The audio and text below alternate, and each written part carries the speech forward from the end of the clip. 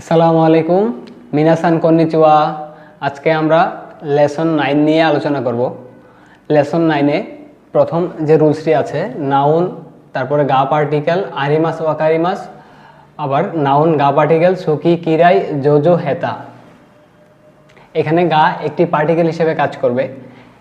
এখানে নাউনটি মূলত, এই যে নাউনটি আছে এটি মূলত অবজেক্ট নাউন হিসেবে কাজ করে। বাক্যের অবজেক্ট নাউন এটা।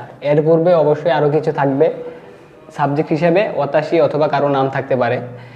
অবজেক্ট নাউনের পরে যদি সুকি কিরাই জোজো হেতা আরিমাস ওয়াকারিমাস থাকে, তাহলে ওই অবজেক্ট নাউনের পরে গা পার্টিকেল বসে। বাক্যে অবজেক্ট নাউন ধরেন এটা যদি অবজেক্ট নাউন হয়, তারপরে কি থাকবে? আরিমাস ওয়াকারিমাস সুকি কিরাই জোজো হেতা, যে কোনো একটাই যদি থাকে তাহলে এই অবজেক্ট নাউনের পরে গা পার্টিকেল বসবে। এখন আপনারা বুঝতেছেন না কেন? কারণ আপনার পরীক্ষার প্রশ্নটা দেখেন নাই। পরীক্ষার প্রশ্নে একটা বাক্য থাকবে এইভাবে, আরিমাস অকারিমাস দেওয়া থাকবে, কিন্তু এই গা পার্টিকেলের জায়গাতে ড্যাশ দেওয়া থাকবে। তো আপনারা এইভাবে মনে রাখতে হবে, যদি নাউনের পরে আরিমাস অকারিমাস এগুলো থাকে বা যোজো কিরাই সুকি হেতা এগুলো থাকে, তাহলে এই যে নাউন এরপরে যদি ড্যাশ থাকে তাহলে আমরা এখানে গা পার্টিকেল বসাবো। এক্সাম্পল হিসেবে ওয়াতাশি ওয়া, এই যে এখানে পুরো বাক্যটা দেওয়া আছে, সাবজেক্ট ওয়াতাশি ওয়া, কুরুমা মানে অবজেক্ট, গাড়ি, গা আরিমাস, ওয়াতাশি ওয়া কুরুমা গা আরিমাস, আমার গাড়ি আছে। এখন ওয়াতাশি ওয়া কেন হলো? ওয়াতাশি নো মানে তো আমার, ওয়াতাশি ওয়া তো আমি, তাহলে এইখানে ওয়াতাশি নো না হয়ে ওয়াতাশি ওয়া কেন হয়েছে? এটার দিকে দেখেন। ওয়াতাশি নো না হয়ে ওয়াতাশি ওয়া হয়েছে কারণ সম্পদের বিবরণ দিলে সাবজেক্টের পরে নো বসে না। আমি যদি বলি যে আমার টাকা আছে, আমার মোবাইল আছে, আমার গাড়ি আছে, আমার ল্যাপটপ আছে, কম্পিউটার আছে, তখন আমি ওয়াতাশি নো না বলে ওয়াতাশি ওয়া বলবো। ওয়াতাশি ওয়া পাসকুন গা আরিমাস, ওয়াতাশি ওয়া কেইতাই গা আরিমাস, ওয়াতাশি ওয়া ওকানে গা আরিমাস। নিজের সম্পদের বিবরণ দিলে তখন আর ওয়াতাশির পরে বা সাবজেক্টের পরে নো না হয়ে ওয়া হবে। এখানে আছে রিঙ্গো গা সুকি যা আরিমাসেন।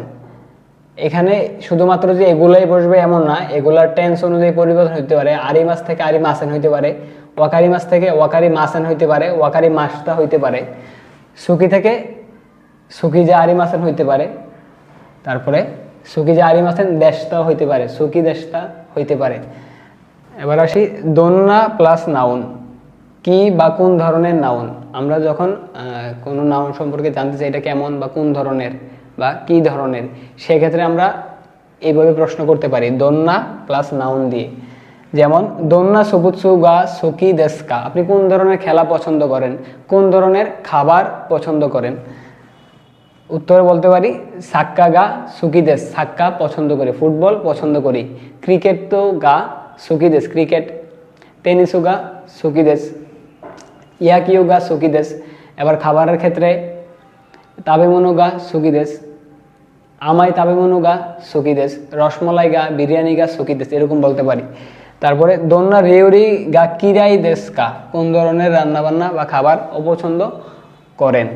তরিনিকু গা কিরাই দেশ, মুরগির মাংস অপছন্দ করি। নিজের মতো যেটা অপছন্দ করেন এটা বলতে পারেন।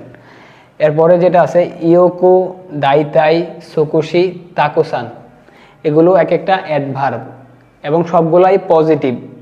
ইয়োকু মানে হচ্ছে ভালো, ইয়োকু মানে ভালো বা মোটামুটি অনেক। দাইতাই মানে অধিকাংশ, দাইতাই মানে অধিকাংশ। সুকুশি মানে অল্প, তাকুসান মানে হচ্ছে প্রচুর। এগুলো যখন বাক্যের মধ্যে বসবে তখন বাক্যটা অবশ্যই পজিটিভ বাক্য হবে। এগুলোর গঠন হচ্ছে নাউন গা, তারপরে অ্যাডভার্ব বসবে, তারপরে ভার্ব অথবা অ্যাডজেক্টিভ বসবে। অর্থাৎ এই অ্যাডভার্বগুলো অবশ্যই ভার্ব অথবা অ্যাডজেক্টিভের পূর্বে বসবে। নিহঙ্গো গা ইয়োকো ওয়াকারিমাস, জাপানি ভাষা ভালো বুঝি, জাপানি ভাষা ভালো বুঝি। নিহঙ্গো গা সুকুশি ওয়াকারিমাস, অল্প বুঝি, জাপানি ভাষা অল্প বুঝি। নিহঙ্গো গা দাইতাই ওয়াকারিমাস, জাপানি ভাষা অধিকাংশ বুঝি। সবগুলাই পজিটিভ। এখানে আরেকটা রয়েছে, আবার যে সকল জিনিস গণনা করা যায় বা সংখ্যা দিয়ে প্রকাশ করা যায় সেক্ষেত্রে অধিক বোঝাতে তাকুসান ব্যবহার করা হয়। তাকুসান মানে হচ্ছে প্রচুর বা অনেক, কিন্তু এটা বসে যেগুলো আমরা সাধারণত গণনা করতে পারি ওইসব জিনিস বলার ক্ষেত্রে। যেমন ওকানে গা তাকুসান আরিমাস, অনেক টাকা আছে বা প্রচুর টাকা আছে, যেহেতু টাকা গণনা করা যায়, সেখানে আপনি ইউকো না বলে বা দাইতাই না বলে তাকুসান বলতে হবে, কারণ এটা আমরা গণনা করতে পারি। এরপর রয়েছে আমারি এবং জেনজেন। আমারি অর্থ তেমন না, জেনজেন অর্থ একেবারেই না, দুইটাই নেগেটিভ। এই দুইটার যে কোনো একটা যদি কোনো বাক্যে থাকে তাহলে বাক্য অবশ্যই নেগেটিভ হবে। যেমন নিহঙ্গো গা আমারি ওয়াকারি মাসেন, এই যে আমারি থাকার কারণে ওয়াকারি মাস থেকে ওয়াকারি মাসেন হয়ে গেছে। জাপানি ভাষা, নিহঙ্গো গা জাপানি ভাষা, আমারি ওয়াকারি মাসেন তেমন বুঝি না, তেমন বুঝি না। নিহঙ্গো গা জেনজেন ওয়াকারি মাসেন, জাপানি ভাষা একদমই বুঝি না, একদমই বুঝি না। এই জেনজেন থাকার কারণেও এখানে ওয়াকারি মাসেন। জেনজেন দেখি মাসেন, একদমই পারি না। তারপরে ড্যাশ কারা ড্যাশ, মানে সামনেও একটা বাক্য থাকবে, কারার পিছনে একটা বাক্য থাকবে। অনেক সময় আবার পিছনের বাক্যটা নাও থাকতে পারে। এখানে কারার অর্থ হচ্ছে বিকজ অফ, বা এই জন্যে বা এই কারণে। যখন নাউন ওয়ান এর কাজের উপর ডিপেন্ড করে নাউন টু এর কাজ নির্ধারিত হয়, তখন দুইটা বাক্যের মাঝে কারা বসে। দুইটা বাক্য আছে, প্রথম বাক্যে যে নাউনটা থাকবে তার কাজের উপর ডিপেন্ড করে যদি দ্বিতীয় বাক্যের নাউন যেটা থাকবে ওইটার কাজ নির্ধারিত হয়, তখন দুইটা বাক্যের মাঝখানে কারা বসে। যদি আমরা উদাহরণ দেখি তাহলে বিষয়টা ভালোভাবে ক্লিয়ার হবে।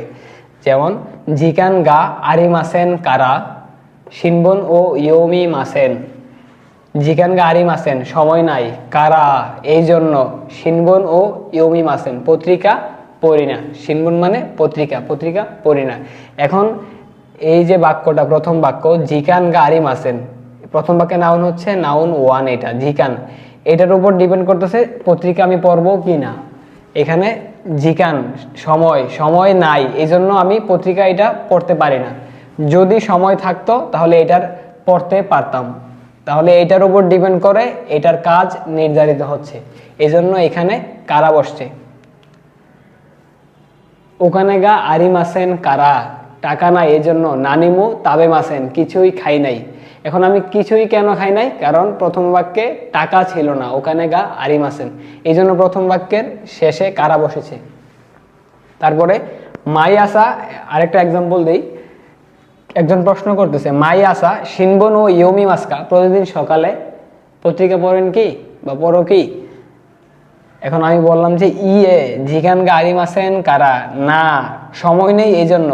এরকম উত্তর দেওয়ার ক্ষেত্রে প্রথম বাক্যটা শেষে চলে আসে, শেষে আর কিছু থাকে না। এটা আবার প্রশ্ন হয়ে যায় যে শিনবন ও ইয়োমি মাস, ইয়োমি মাসেন থেকে ইয়োমি মাস কা চলে আসছে। তাহলে অনেক সময় প্রথম বাক্যের শেষেও কারা বসতে পারে, অথবা দুই বাক্যের মাঝখানেও কারা বসতে পারে। প্রশ্নের উত্তর দিতে গিয়ে অনেক সময় কারা বাক্যের শেষেও বসে, যেটা আমরা এখানে এক্সাম্পল দেখেছি। তারপরে দোষতে, দোষতের অর্থ হচ্ছে কেন, কোনো কাজ কেন করি বা কেন করি না এটা জানতে যাওয়ার জন্য দোষতে দিয়ে প্রশ্ন করা হয়। যেমন দোষতে আসা শিনবন ও ইয়োমি মাসেনকা, কেন সকালে পত্রিকা পড়ো না। দোষতে আসা নানিমু তাবে মাসেনকা, কেন সকালে কিছুই খাও না। উত্তর দেওয়ার সময় কারা বসবে, উত্তর দেওয়ার সময় কি বসবে, শেষে কারা। যেমন জিকানগা আরি মাসেন কারা, সময় নাই এই জন্য আমি পত্রিকা পড়ি না। ওখানে গা আরি মাসেন কারা, এই জন্য আমি পত্রিকা, এই জন্য আমি কিছুই খাই না। দোষতে আসা নানিমু তাবে মাসেন কা, কেন সকালে কিছুই খাও না। ওখানে গা আরি মাসেন কারা। তারপরটা হচ্ছে কিউ ওয়া হায়াকু কাইরি মাস, আজকে দ্রুত বাড়ি ফিরবো। এখন উনি প্রশ্ন করতেছে দোষতে দেশকা, মানে কেন আপনি দ্রুত বাড়ি ফিরবেন। আবার উত্তর দিলাম কোদোমনো তানজিওবি দেশকারা, কোদোমো মানে বাচ্চা, তানজিওবি মানে জন্মদিন, তাহলে কোদোমনো তানজিওবি মানে বাচ্চার জন্মদিন, বাচ্চার জন্মদিন এই জন্য আমি দ্রুত বাড়ি ফিরবো। এখানে কারার ব্যবহারটা দেখানো হয়েছে। আজকের ক্লাস তাহলে এই পর্যন্তই, ইনশাল্লাহ আগামী ক্লাসে আবার দেখা হবে। ততক্ষণ পর্যন্ত ভালো থাকবেন এবং এই অধ্যায়ের রেনশোগুলা বাসায় অবশ্যই করবেন। এতক্ষণ পর্যন্ত সাথে থাকার জন্য অসংখ্য ধন্যবাদ।